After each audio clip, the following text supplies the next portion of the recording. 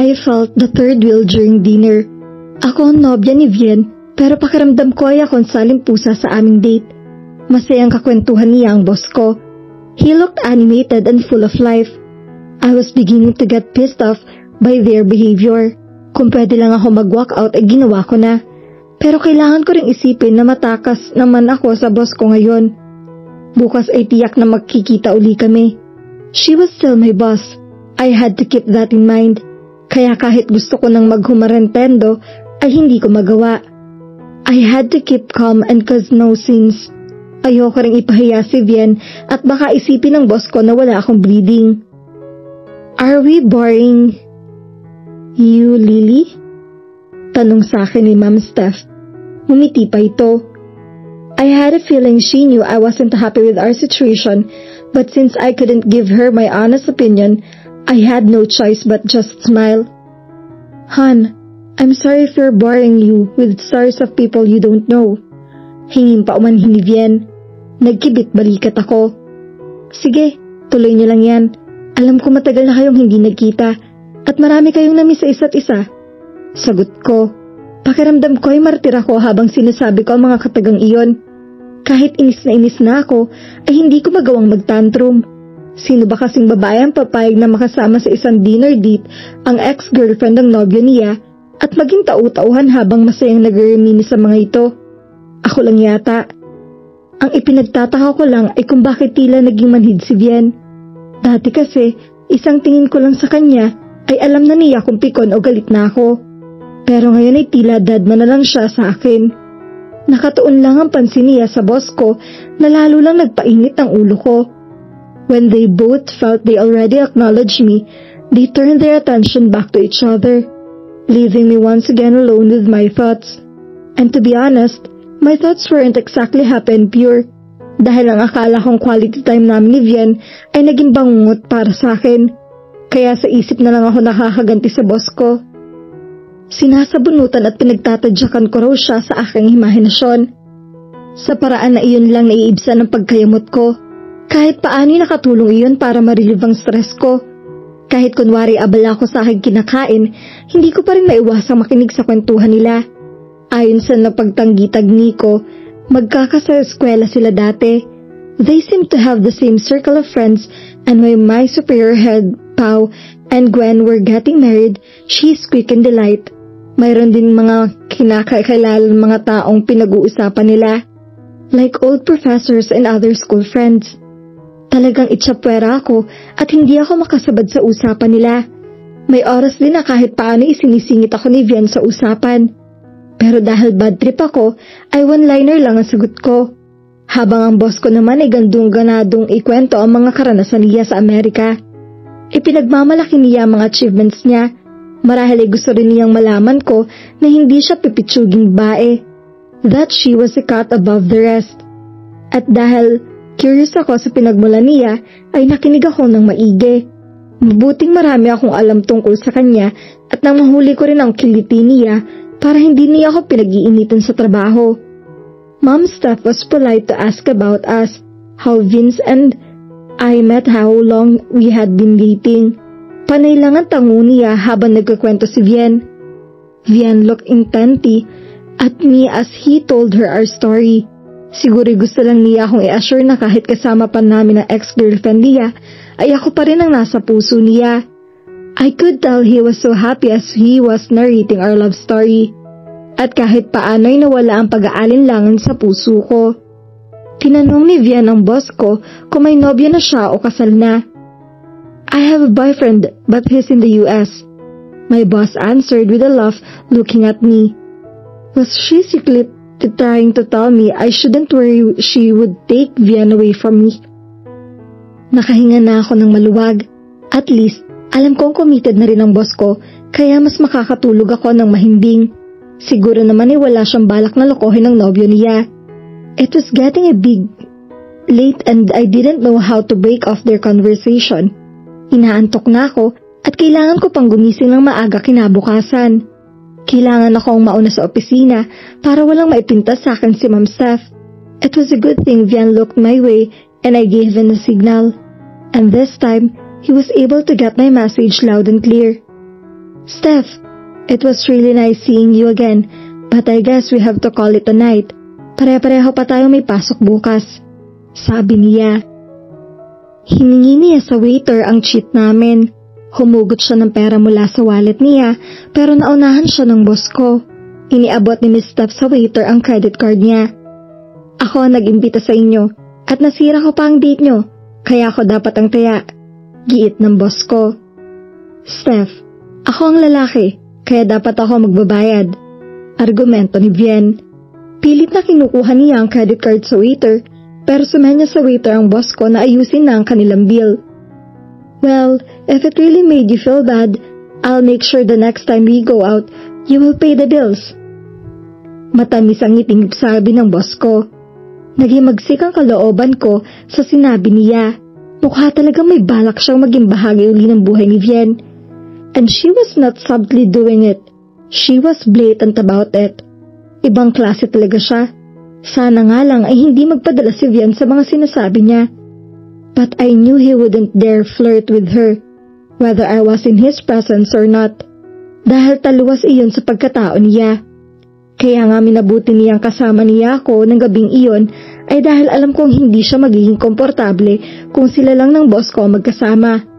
I trusted him with all my heart and I knew he wouldn't betray me. It was this girl I couldn't trust and I couldn't believe I had to work with her every day. Hindi ko alam kung makakaya kung makatrabaho siya, gayong may pakiramdam akong may maitim siyang binabalak sa relasyon namin ng nobyo ko. Sige, sa susunod ay mag-organize ako ng dinner kasama ang buong grupo. Tiyak kung gusto ka rin nilang makita. Sagot ni Vian. Tumingin ako sa boss ko. Gusto ko kasing makita ekspresyon ng mukha niya. She smiled but it didn't quite reach her eyes. It looked like she was a bit disappointed with Vian's answer. Nagbunyi ako.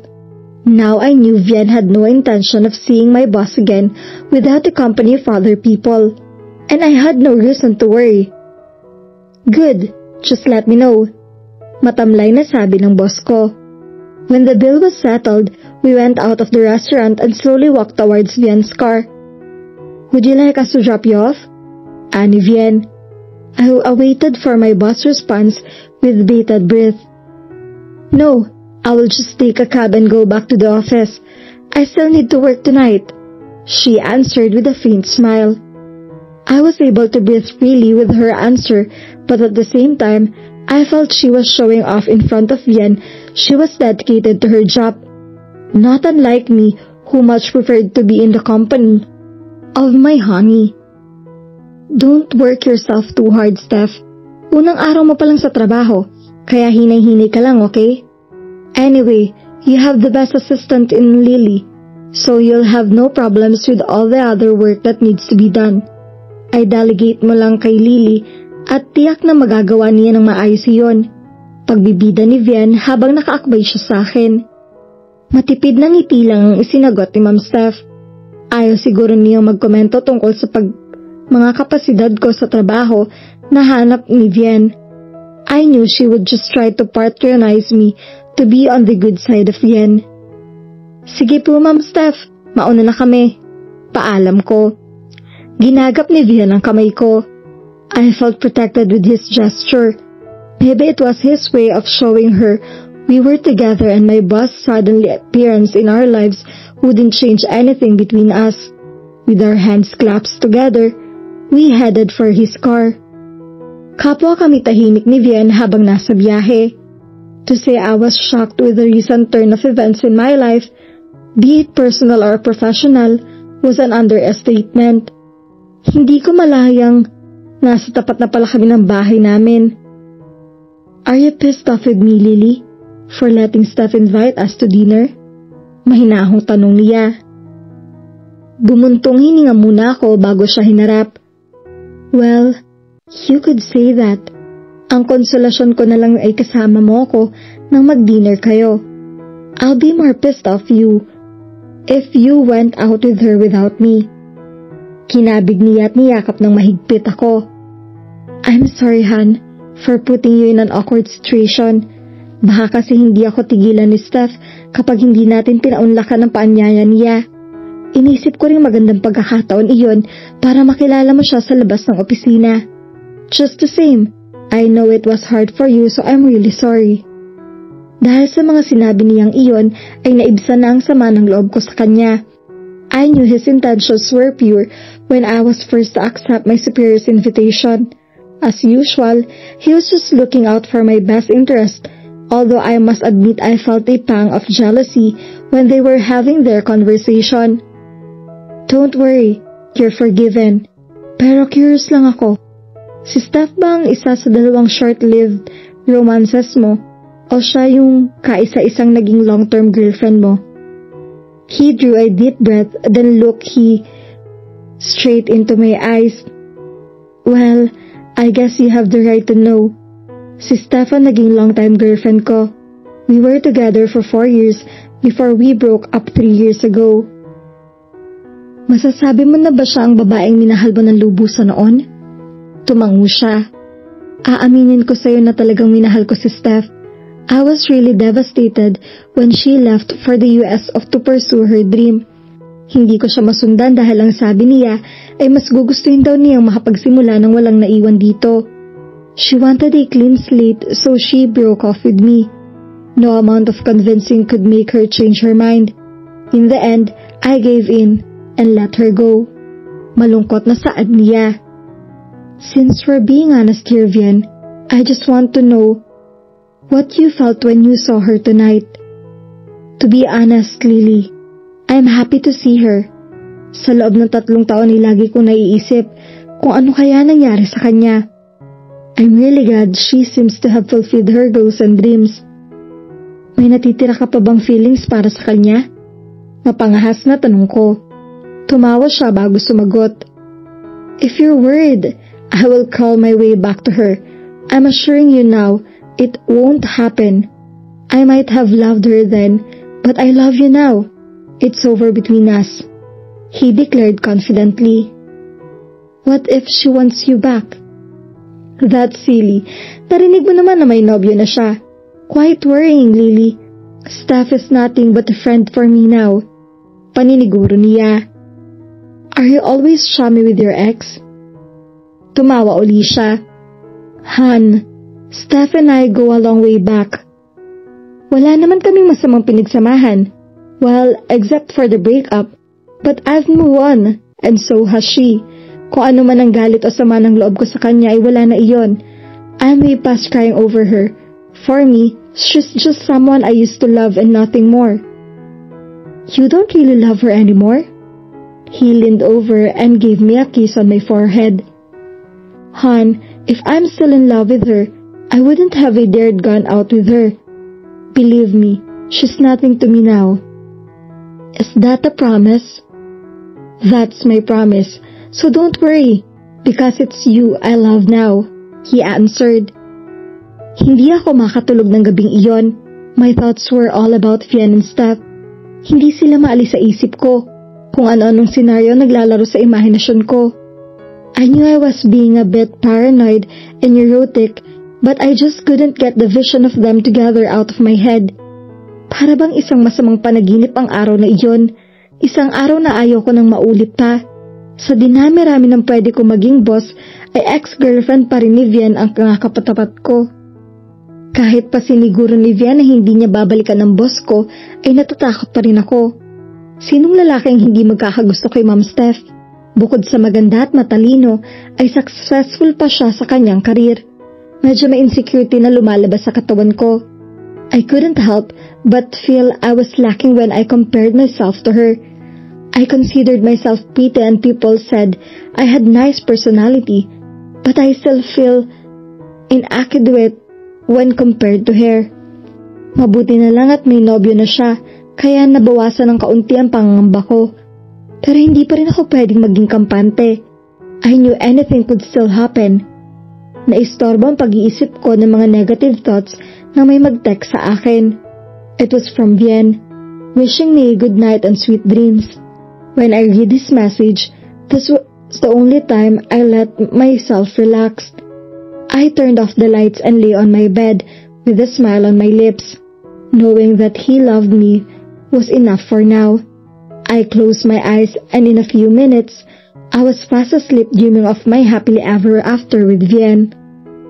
Maaga akong pumasok sa trabaho kinabukasan, pero naunahan pa rin ako ni Ma'am Steph sa opisina.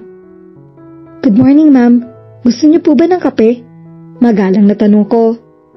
Sure, she answered without looking up for me. Pagkatimpla ko ng kape ay bumalik ako sa kwarto niya. This time, she was waiting for me with a smile on her face. Thanks for the coffee, Lily. Halika't maupo ka muna sandali. She led me to a sofa in her spacious office. Sorry nga pala kung naistorbo ko kayo ni Vian kagabi. Na-excite lang kasi ako na makita uli siya pagkalipas ng 3 taon. Sana hindi kayo nag-away ng dahil sa akin. Ngumiti siya. Okay lang po yun, ma'am. Wala pong kaso sa amin yun. Sagot ko. Good. Ayoko kasing pagmulan pa ng away ninyo ang pagdating ko. Anyway, I hope we can work well together, and I hope you won't feel awkward towards me being Vian's ex and all. Ipinapangako ko po na hindi ko hahayaang maapektuhan ang personal kong buhay sa trabaho. Besides, Vian and I totally trust each other. Our lines of communication are open, so I know everything will be alright. Rest assured I'll do my best at work. Paniniguro ko sa kanya. That's nice to hear. Anyway, I hope I can also help you with your career. So if you don't mind, gusto kitang turuan. Ayaw mo naman siguro maging sekretarya lang habang buhay, hindi ba? Thank you po, ma'am. Sabi ko, nginitaan ko siya. Naninibago ako sa inaasal niya. Kung nagdaang araw ay sobrang sungit at demanding niya, ngayon ay tila nag-iba ang trato niya sa akin. Kung ginagawa man niya iyon dahil kay Vian o dahil nakikita niya ang effort ko para maging maayos ang aming work relationship, ay hindi na mahalaga. Ina-appreciate ko lang ang tulong na gusto niyang ibigay sa akin para umunlad ako sa trabaho. Sa totoo lang, naiinggit kasi ako ng kaunti sa kanya dahil sa batang edad niya ay matagumpay na siya sa kanyang karera. After our conversation, I excused myself. I went back to my desk and I started my day's work. Masisipag na ako ng husto. Now I knew what I wanted. I wanted a successful love life and career, just like what my boss had.